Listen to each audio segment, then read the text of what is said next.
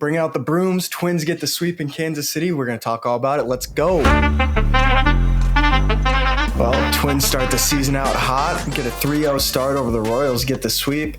We had a few guys that looked great, a few guys not so great. Yeah, Mr. Joey Gallo looked pretty great. That's for sure. Yes, he did. Had 2 bombs in the 3rd game of the series. I think I saw him out there going like this to the Royals. Yeah, channeling his inner John Cena.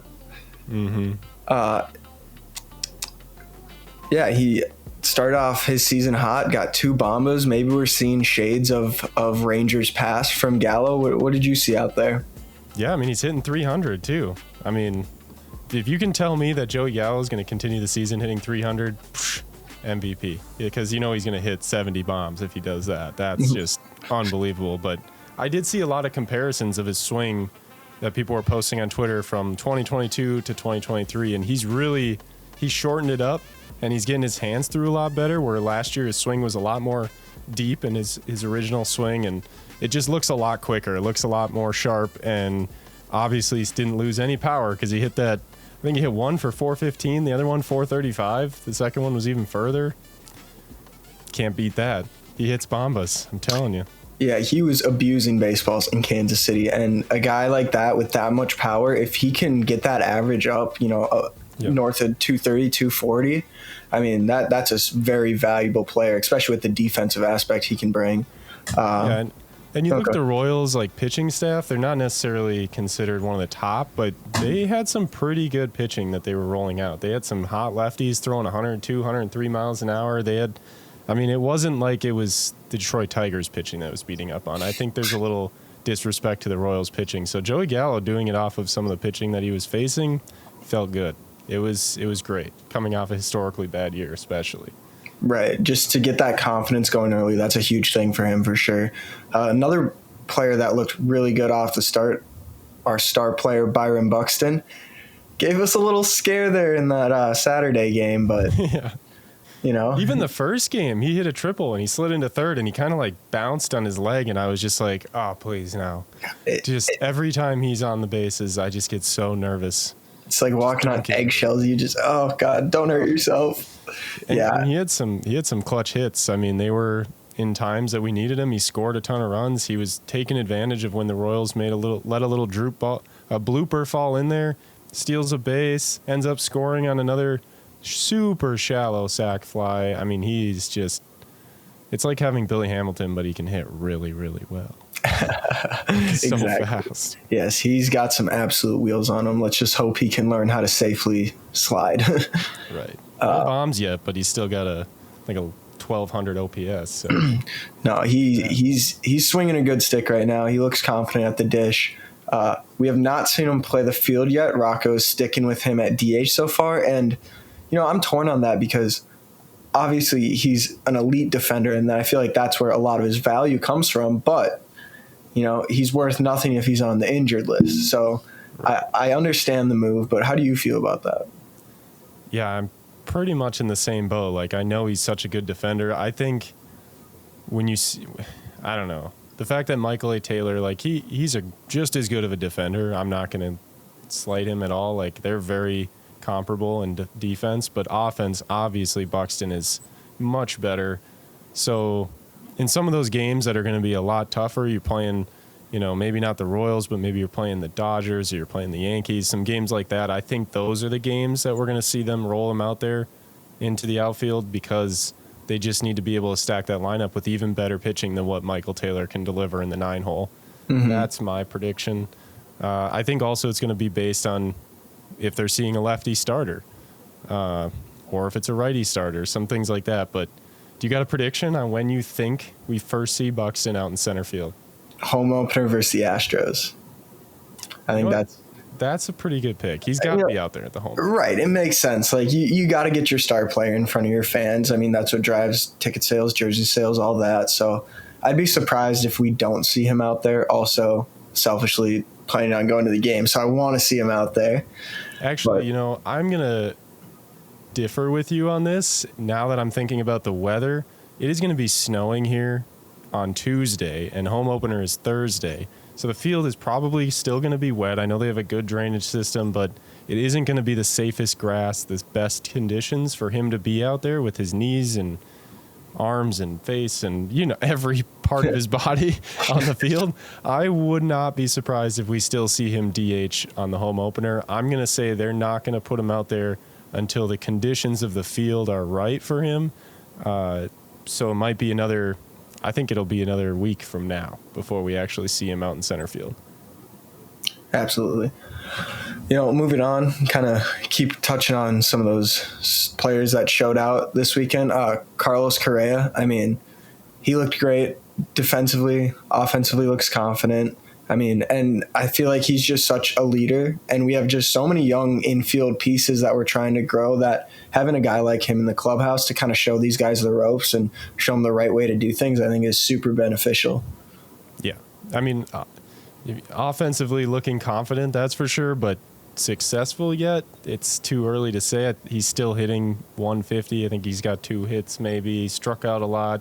Hasn't looked the best at the plate, but he has looked confident. He knows what he's trying to do, and they're just attacking him, and it's just not going his way. But you're right. He's definitely a leader. I don't know if you noticed after the Joey Gallo bomb, Bally Sports actually cut to Correa, and he was high-fiving every player on the team, running down the base of the dugout while Gallo is still running the bases. So if you're telling me that that's a guy who didn't want to be here in Minnesota, I don't believe you. That's a guy who wants to play here. No, and you need guys like that can generate that energy on your bench, and just kind of rally the troops together. So I love what I've seen on that front from him for sure. Yeah, he pulled a double play too. That pretty much it really sparked the whole team, and obviously the broadcast too absolutely loved the shot because they held the shot on him for so long in slow-mo. I felt like it was up on the screen for 30 seconds. They used it like every game of the series, and it was just a massive smile from Correa, like pointing at his guys. And I don't know, he seems like he's clearly trying to be the face of the Twins for a long time. Yeah. Obviously Buxton's great, but Correa, man, he's a leader for sure. And it's just looking like he's just genuinely enjoying himself playing baseball out there, which I think is huge. He's putting all that off-season chaos behind him. His ankle looks fine. Yeah. So he's good to go, I guess, right? Not sure what that doctor was saying, but okay. Yeah. To come out of a series with a 3-0 sweep and have Correa only hit 145, batting third in the lineup, or 154, I think it is, I'll take that. 3 wins, even with him hitting low. He'll come around. Even when we need him. Exactly. I think it's a good thing to see that team succeeding around him without his direct success, which I think speaks to the depth that was kind of added this offseason. I think we're starting to see it early. Yep. And that lineup too, that 2-3-4, without Correa hitting well, Buxton and Larnach have been looking really good. Yeah, they have. Yeah. Speaking of depth, I feel like I haven't said this in years, but the starters are looking good. It looks like we have a bunch of arms that we can throw out there and trust to go give us a comparable or a competitive game. Granted, like you were saying earlier, Royals are not the most competitive team, but they have some guys in there, Salvador Perez, Bobby Witt Jr. They got some guys that can swing the sticks, and our starters look damn good this week. What did you see? Yeah, they got, like you said, they got guys. Vinny Pasquantino too, very high prospect that's here now. The starters looked good. They did get into a lot of situations, I felt like, watching the game that made me hold my breath. You're like, oh man, got runners on second and third, nobody out again, like bases loaded, 1 out, and they were finding ways to get out of the jam. They were getting the strikeout when they needed it. They were rolling a double play when they needed it. I think it was actually Vinny Pasquantino that rolled into a double play to Joey Gallo, threw home and went to first, and that just felt like that play really put the Twins' confidence on a whole nother level. And that was the starting pitching. They were being successful in the ways they needed it to be, and they weren't just going for strikeouts, and they weren't just trying to roll over ground balls either. They were going deep into games for what Twin pitchers normally do, while also striking out guys in the spots they had to. And that's what looked good. And I love me some Pablo Lopez. Still sad, obviously, Arise gone, but love Pablo. He looked really good. Pablo definitely gained himself a few fans. That's for sure. Let's staying on pitching, some not so good pitching. Mr. Pagan. We just have to talk about him. I feel like every time he rolls out there, he came into the game, gave up a run without getting an out, gave up multiple hits without getting an out, got out of the inning, but still, he gave up a run in his first inning, and he just, I don't know. I know you look at, everybody says, look at the stats. He strikes out so many guys. He's probably got like, I bet last year he had almost 90 strikeouts in 60 innings, but you know what? He let up a lot of runs in some very key situations, and it is clear after this Royals series that they are not willing to roll Pagan out in any key situations. When he gave up that run, we were already up by 4, maybe even 5 at the time. I think it was 4, but they were like, we can at least come and bring somebody in to save Pagan if something goes wrong. But I don't know. I just don't get why you bring a guy back when you don't even trust him. And it's, to me, this series showed that they didn't trust him. Yeah, it almost feels like this is the Twins' Ed Donatel. We just keep bringing him up and up on the podcast, and it's frustrating. Hopefully, we can see some success moving forward. But if there's anything good out of it, he's the one guy who has not been good in our bullpen. Everybody else has looked really good so far this year. I mean, he's only pitched 1 inning, but I've got this deep hatred going back. I don't hate the guy. He's a nice guy. He seems like a really good guy. But as a player, I don't want him on my team anymore. No. But, I mean, Jorge Lopez or Duran, who's going to be the closer? I mean, I assumed it was going to be Duran, but they really trust Jorge Lopez. They were putting him out there in every situation. Even when Duran got the save in the first game, they rolled Lopez out there in one of the most critical situations against the heart of their lineup. So clearly they, opposite of Pagan, they really trust Jorge Lopez. Yeah. For sure. Well, and, I mean, what a great problem to have. Like, when's the last time we've had a closer battle on the Twins for, between two competitive guys? Like, it's good it's a good problem to have. There's no doubt about it. It's always been like, which one of these guys is actually maybe a closer? Now this time it's like, which one is the best of the closers? I mean, Duran throws just absolute heat, absolute fire, throwing 103 miles an hour, and then throwing a crazy off speed pitch. But for him, off speed's 91. And they can't touch it because it's such a big difference. So, well, I think amazing. It puts us in a great situation moving forward because, we got 2 shutdown closers that are 2 very different pitching styles. So depending on who we're facing, where they are in their lineup, it just offers so much flexibility. And I think it puts us in just a great position for sure. Yeah, I do think that, I think that Lopez pitched all 3 games. So Duran's going to start pitching a few games here. I really think that those guys are just going to be a 1-2 punch, kind of like what we used to see with the Royals back when they won the World Series, and their back into their bullpen was just loaded. What was it, Holland Davis? Yes, Holland Davis, and there was one other guy. Who was there? But Holland was amazing. I can't remember. He reminds me. Yeah, and we got Griffin Jacks too. Looks really good so far. Mm-hmm. For sure. He's going to keep stepping it up, but I don't know. This is probably the best that I've felt overall about Twins pitching in a lot of years since I can remember. If our starting lineup feels right, our bullpen feels good, minus Pagan. But even, as much as we hate him, Pagan, he is a very good pitcher. For all we know, I hope that he turns this around and we're talking about him like, man, remember when we were hating on Pagan and now he's getting 3 strikeouts and we're talking about whether he's the closer of this team? I hope it gets to that point. But absolutely. As of right now, he's the one Achilles heel, I feel like, of our bullpen. Yeah. Well, and as long as the coaches use him in the right situations and hopefully don't put him in the spot to blow games, then we should be all right. But kind of talking on the coaches, saw some really good, managerial decisions this past couple of games. Did anything stand out to you? Yeah, obviously the way they used the bullpen was great. We talked about that. But I think, to me, the biggest thing was how they used the pinch hitters. Using Kyle Farmer, bringing in Donovan Solano, bringing in guys like that. They were, I don't know, it feels like this team, so much more than I realized, was built for a reason in every single situation. Like, as soon as they were bringing out a lefty, they're like, all right, we know who we're putting in. And if they don't bring out the lefty, we're going to keep him in there. So there's a lot of teams that, like you look at the Cleveland Guardians, right? They have Josh Naylor, and he just absolutely can't hit a lefty to save his life. So when Josh Naylor comes to the plate and the bases are loaded, what does the other team do? They go, hey, let's bring in a lefty. We got him. It's over. And it works.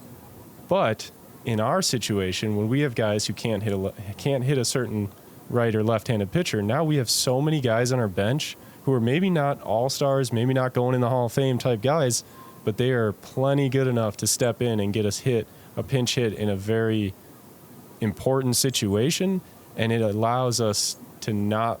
It forces the other team to rethink whether they're going to bring in somebody or not, because of the whole rule change where you have to face 3 batters. Do you really want to take this pitcher out just to try to get this hitter to try to face a lefty, when now in the back of your head, if you're the other team, well, they're just going to bring in Kyle Farmer. And now I have to have our pitcher face Kyle Farmer, and he crushes right-handed pitching or left-handed pitching, whatever, right?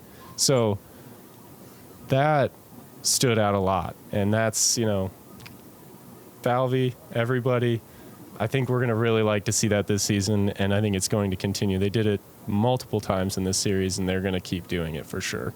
They're building a team to beat the new rules of baseball is what it feels like. Yeah, and as a Twins fan, as a Twins fan, it's exciting to see.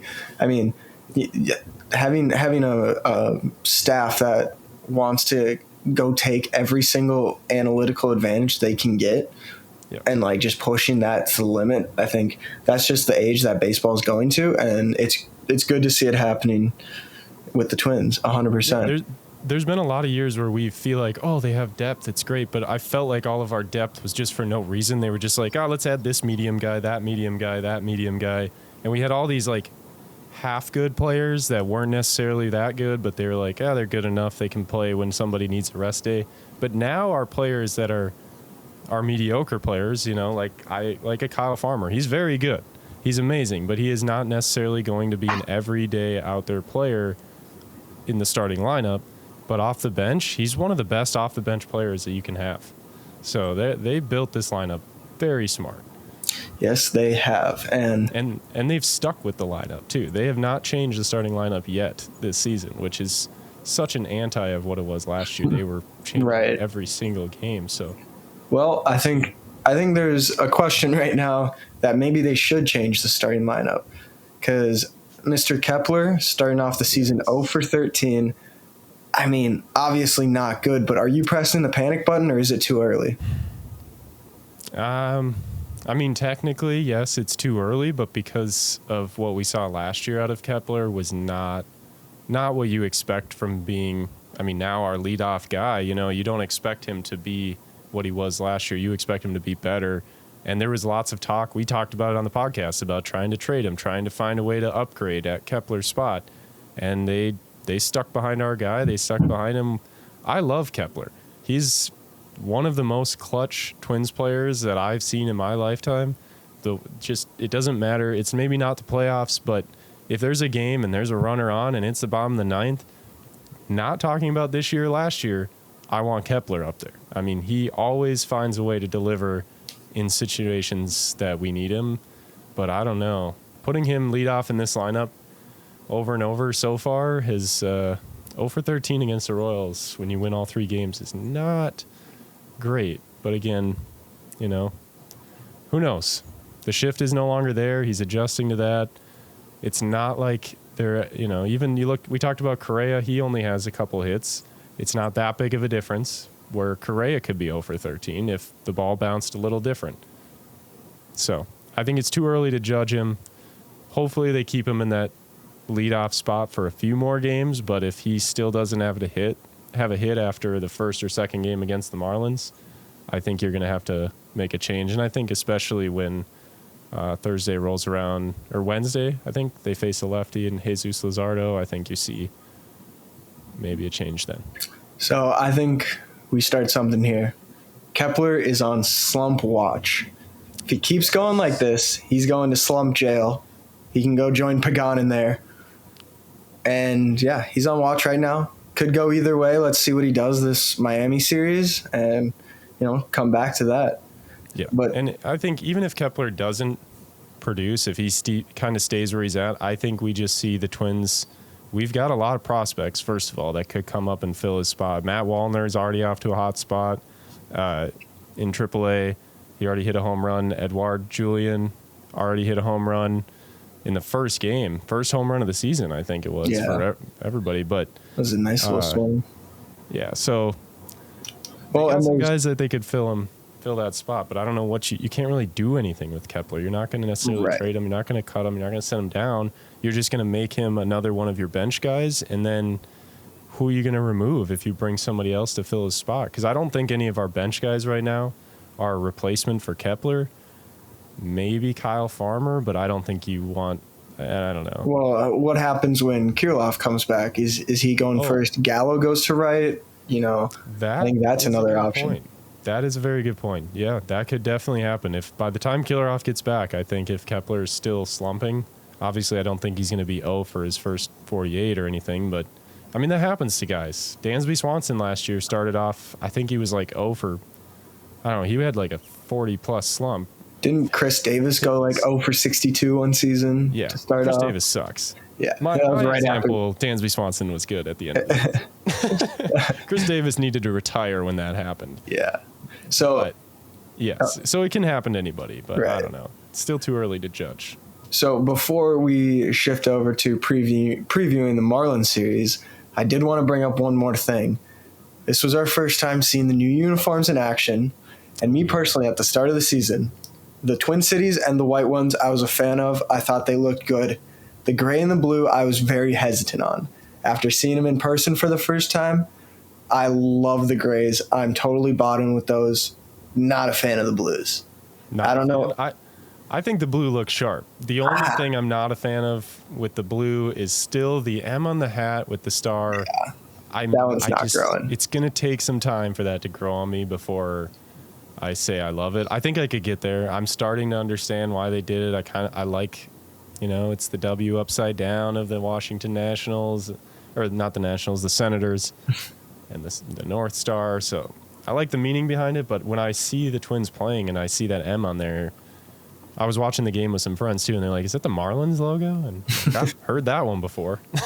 Well, we'll have the battle of the M's coming up. Yeah, I wonder if next couple of days. They'll probably wear one of the games, I would assume. But I'd hope so. That would be pretty funny to see. I hope they both have the M on their hat. Right. But, battle of the M's. But yeah, I agree. Yeah. The grays with the pinstripes, I love them. They look really good. They feel like an olden day jersey, kind of everything. Like they said that was a callback to the past and look at the future. They nailed it. I think they did a really good job. They looked really good on TV. Really sharp. I was just watching. I'm just like, oh yeah, I get it. But I think for the blues, I think it's the pinstripe pants that throw me off. Okay. I feel like that just because you go from solid color to pinstripes. I'm never a huge fan of that look, but I agree. Overall, the jerseys are growing on me. I would say I do like the blues more than when I first saw them, but I'm still not a huge fan. But let's move on to the Marlins here, the battle of the M's, the reunion. We get to see Arias for the first time after the trade. Do you think the Twins will kind of stick with the same lineup? Do you think we're going to see some changes? Maybe it's a series by series thing with Rocca.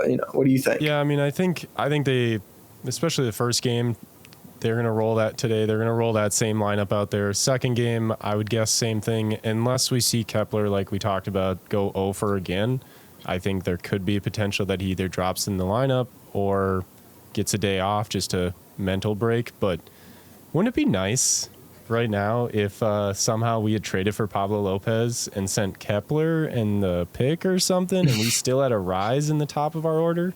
Could you imagine? That would be very nice. Buxton, Correa, Larnach right now. Oh man, and the way that our pitching is, I wish they could have found a way, but they wouldn't. If the Marlins traded Lopez for Kepler, I don't think they would ever live that one down. Yeah, obviously not. Not straight up. We would have had to trade Brooks Lee or somebody. Yeah, sad, or we would have had to give somebody else up. But it sure would feel good right now if we had a rise. He's been hot too. I think he had like 3-4 hits in his first game with them, and obviously we saw the World Baseball Classic. He lit it up. I think he's gonna absolutely tear it up against the Twins. He is a guy that plays with emotion on his sleeve, and he is going to play that way. I think if anything, we see the Twins walk him a few times just because they know. I don't know. I always wonder that when guys leave a team, who gets the advantage? Yeah, who has the advantage? Like, is it? I would think that it's the pitching staff that has the advantage. I would think so too, because the player. Your hitting coaches know every in and out of that player's swing, whereas the player's not going to know as much about the pitching aspect. Right. So I would guess, if I was on the Twins and I'm working on my swing and whatever, I'm working on this or that, like, I'm going to talk about, like, oh, I have a really hard time hitting that outside pitch. Like, I hit it, but I struggle with that one. I don't see it. That's the hardest spot for me. I'm sure I would, like, voice that so that they could help me work on it. Right. But then you get traded and you go, oh, now they know. They know all my secrets. Yeah, because every other team, they get to watch video. They get to see that, but there's a lot of things you can't see in video. You understand how the player's mental approaches to at-bats. Like, yes. I feel like a lot more you get off of that intel-wise, for sure. And that's where I think, even when we saw Bryce Harper get traded, I mean, I think there was some things that got spread around the league about what he struggled with, and that was pitches up and in, and it started getting pitched up and in. It freaked him out. He got hit in the face. I mean, there's a lot going on. So I think information is out there either way is what I'm getting at. But yeah. I do think that the Twins have the advantage against Arise in this, other than that Arise is going to have a little spark to want to show off. Yeah, well. But I love Arise. Yeah. I hope he gets 4 hits and we sweep him in the series. Right. I hope he gets 4 hits every game is what I mean. Just as long as we're still winning. But yes. Yeah, no, it should be a fun series. We're talking, Marlins aren't a powerhouse in any way the means, but they have some mean pitching. There's no doubt about that. It should be just a fun series to watch overall. I think it's going to be another good test for the Twins, another good to kind of get them ready for the tougher matchups in the coming weeks with the Astros and the Yankees and whatnot. So yeah, should be a fun one.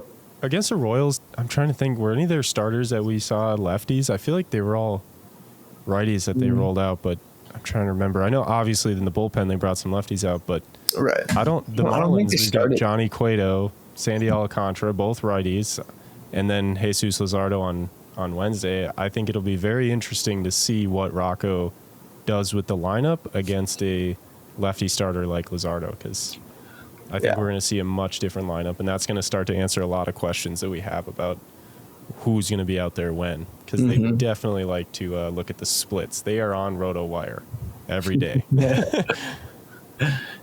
Well, sure. It'll be interesting to watch. We'll definitely keep an eye on that. Is there anything else you want to touch on before we go? No, I think we hit it. What do you think? What do you project the Marlins series? Are they going to sweep again, or are you feeling? I think we can beat Johnny Cueto. Yeah, I think we're taking down Cueto and Luzardo. Alcantara is going to steal a win. I think we go 2-1. All right. I think so. I think that we beat Cueto and Alcantara, and I think we struggle against Luzardo. I think Alcantara he had a slowish spring, could struggle. We do well against right-handed pitching, and I think the lefty Luzardo is going to get us. Plus, I have him on my fantasy team. Oh, so that's why. Yeah, so the truth comes out. There we go. But I do think he is very, very good. Yeah. Well, we'll be watching closely to see how that goes. You can find us on any social media at Hot Dish Sports, Twitter, Instagram, TikTok. Drop some questions in the comments. We'll be sure to answer next podcast. Until then, go Twins.